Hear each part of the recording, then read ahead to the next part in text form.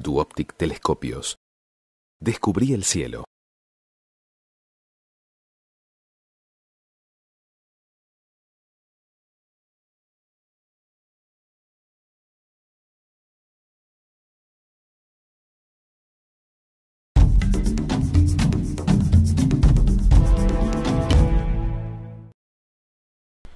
Telescopio, del griego teles, distancia, lejos, y scopio, vista o ver lejos.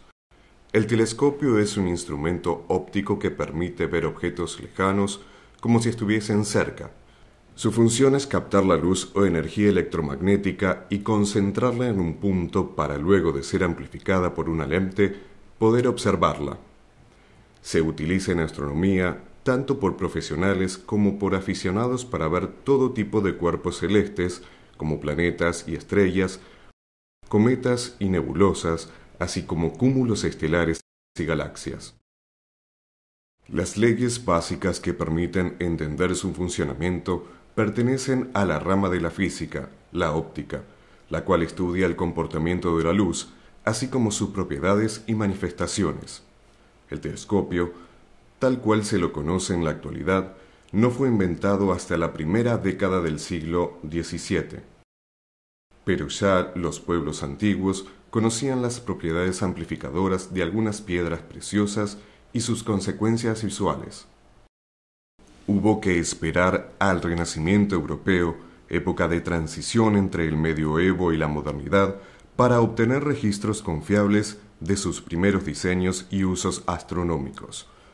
El telescopio aparece como resultado de un proceso de descubrimientos, ensayos y error de distintos protagonistas. Las lentes ópticas, elementos fundamentales para la observación, fueron desarrolladas por artesanos italianos a fines del siglo XIII. Tenían forma de lenteja, lensis en latín, de allí su nombre de lentes.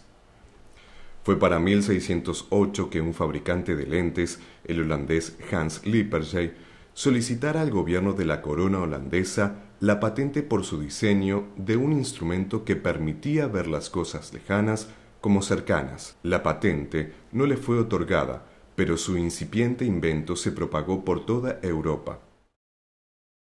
Así fue como Galileo Galilei, advertido del desarrollo del rudimentario instrumento, se empeñó en investigar sus características y luego de arduos trabajos diseñó y construyó en 1609 el primer telescopio del tipo refractor, un simple tubo en cuyo extremo superior había colocado una lente que refractaba la luz y la concentraba en el otro extremo, donde una segunda lente amplificaba la imagen refractada.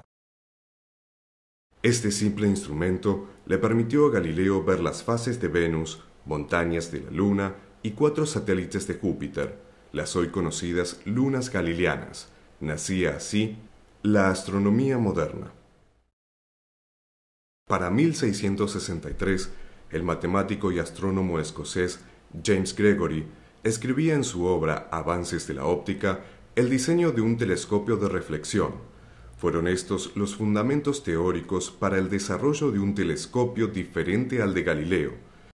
Para 1670, más de 60 años después de que Galileo inventara el telescopio refractor, uno de los científicos más grandes de todos los tiempos, Sir Isaac Newton, desarrollaba, gracias a sus investigaciones sobre la luz, un telescopio diferente, el cual, en vez de utilizar lentes, utilizaba espejos.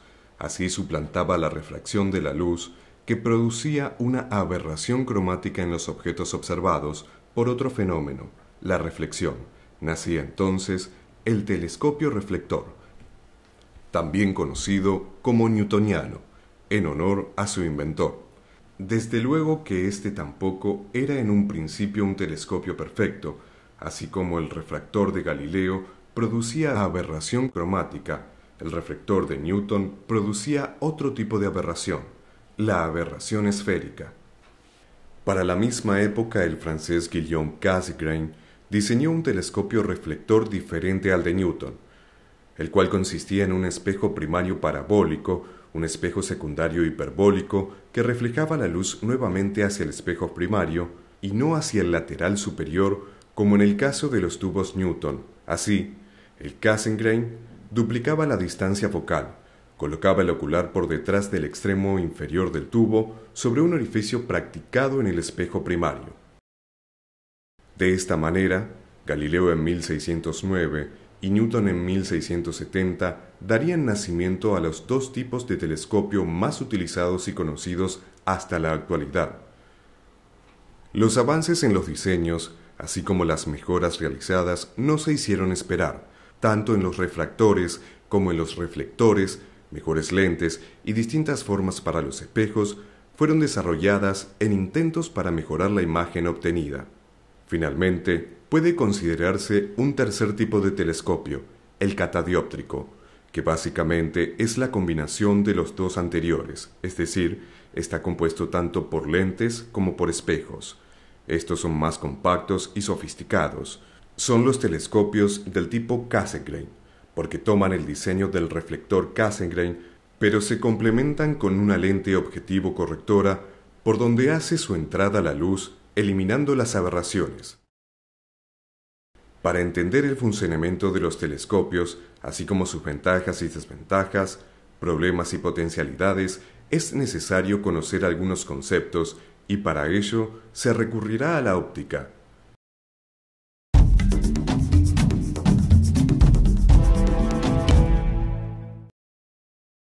Se ha dicho que la fuente principal para el funcionamiento de un telescopio es la luz, proveniente de los objetos celestes, y ella puede ser refractada o reflejada por el telescopio dependiendo de su diseño. Pero, ¿qué es la luz? ¿Qué son los fenómenos de refracción y reflexión? ¿Qué es la aberración cromática y esférica?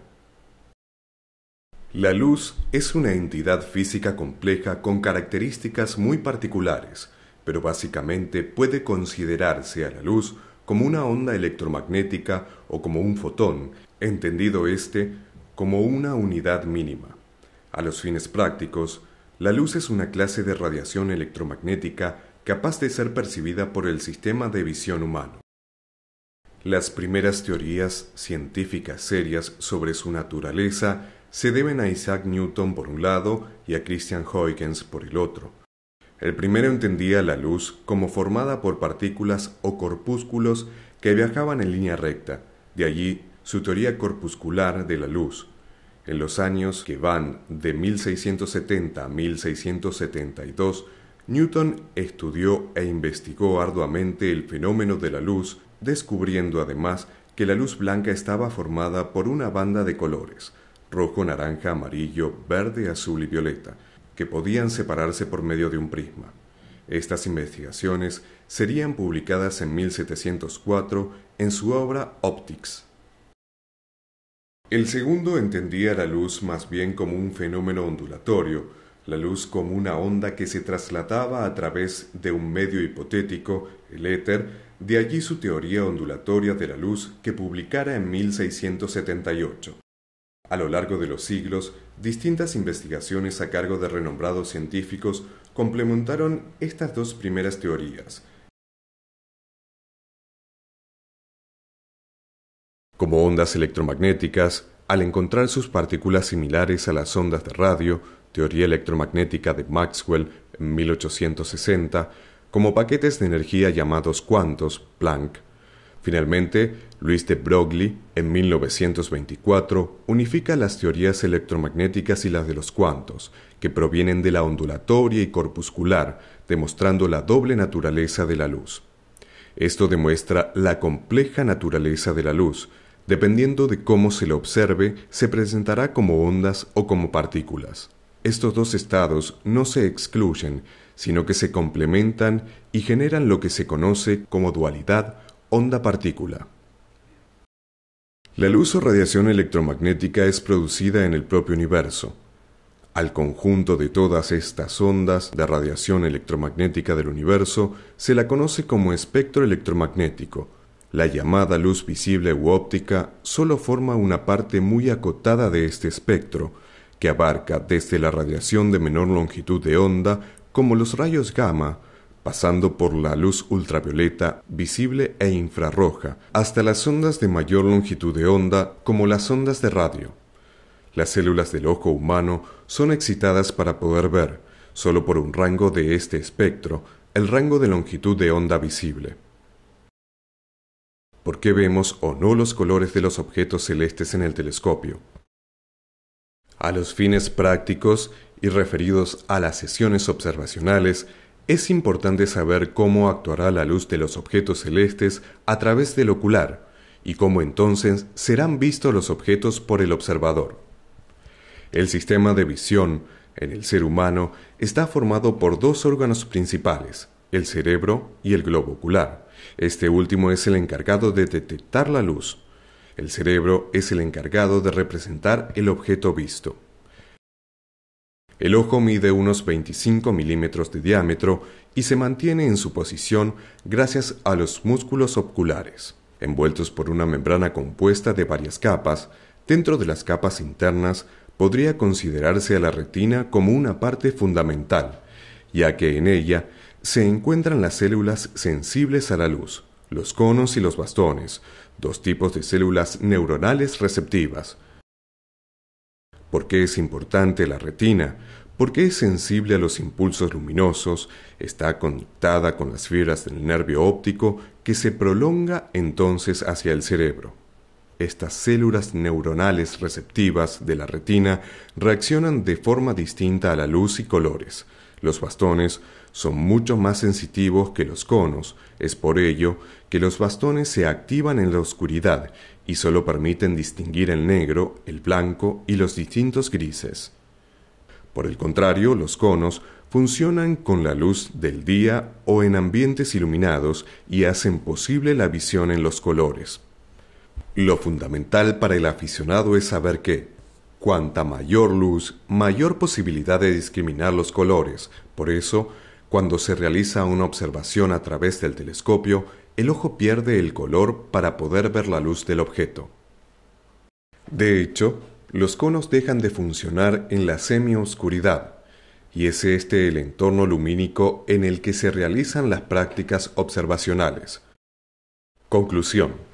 Los objetos celestes a través del telescopio carecen de colores intensos, como pueden verse en las fotografías astronómicas. Es importante saber esto para no crearse falsas expectativas, sabiendo por el contrario que disfrutar de la astronomía en vivo y en directo es una experiencia inigualable. Ahora que se ha visto cómo interactúa la luz de los astros a través del telescopio, es oportuno recapitular que la luz viaja siempre en línea recta mientras no sea perturbada por ningún obstáculo. Su velocidad es finita y es una constante universal, también llamada constante de Einstein, y es representada por la letra c. Alcanza la velocidad de 299.742 kilómetros por segundo. Su velocidad varía de acuerdo a la densidad del medio en el que se propague. La interacción de la luz con la materia dará lugar entonces a distintos fenómenos, entre ellos el fenómeno de refracción y reflexión de la luz. Para entender la velocidad de la luz y también la inmensidad del universo, puede considerarse, por ejemplo, que la luz que salió de Alfa Centauro, la estrella más cercana a la Tierra después del Sol, tarda 4 años y 4 meses en llegar a la Tierra. Refracción. Se entiende por refracción al fenómeno por el cual un haz de luz cambia su dirección cuando pasa de un medio material a otro. La refracción de la luz depende de la relación de su velocidad en cada medio y del ángulo con que incide en la materia. Dicho de otra manera, la refracción se produce cuando la luz pasa de un medio de propagación a otro con una densidad óptica diferente, sufriendo un cambio de rapidez y un cambio de dirección si no incide perpendicularmente en la superficie. Veamos entonces la velocidad de la luz según el medio por el que se propague en metros por segundo. En el vacío, 299.000, en el aire, 299.000, en el agua, 225.000 y en el vidrio, 199.000 kilómetros por segundo.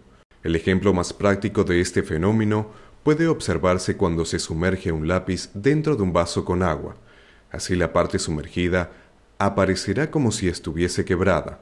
En el caso de un telescopio refractor, El haz de luz, proveniente del objeto celeste observado, pasa del aire de la atmósfera terrestre al vidrio de la lente del telescopio, sufriendo una refracción. Como la luz está formada por distintos colores, el haz de luz refractado incide dentro del telescopio en un plano diferente por cada longitud de onda de cada color. Así, la luz de longitud de onda más corta, azul, es curvada más que la luz de longitud de onda más larga, roja, de forma que la luz azul llega a un foco más cercano de la lente que la luz roja. Por lo tanto, a través de la lente del ocular del telescopio refractor, se verá un objeto con los bordes coloreados, producto de los distintos focos de cada longitud de onda de los colores que forman la luz proveniente del objeto celeste observado. A este defecto óptico se lo conoce como aberración cromática, y era esta aberración del telescopio galileano lo que llevó a Newton a desarrollar los telescopios reflectores. Reflexión. La reflexión es el fenómeno por el cual un haz de luz que incide en una superficie cambia de dirección, regresando al medio del cual provino. Dicho de otra manera, la reflexión es el proceso por el cual un haz de luz rebota o invierte el sentido de su propagación al incidir en la superficie de un cuerpo. De acuerdo al material con que se compone la superficie donde incide la luz, la reflexión puede ser de dos tipos: especular o difusa. La reflexión especular se produce cuando el haz de luz incide en la superficie perfectamente lisa. Un espejo o una lámina metálica reflejan en forma ordenada el haz de luz, devolviendo al haz luminoso con la misma forma. Si el haz de luz incide sobre una superficie del tipo rugosa, la reflexión será difusa porque algunos rayos rebotan en distintas direcciones, mientras que otros serán absorbidos por la superficie.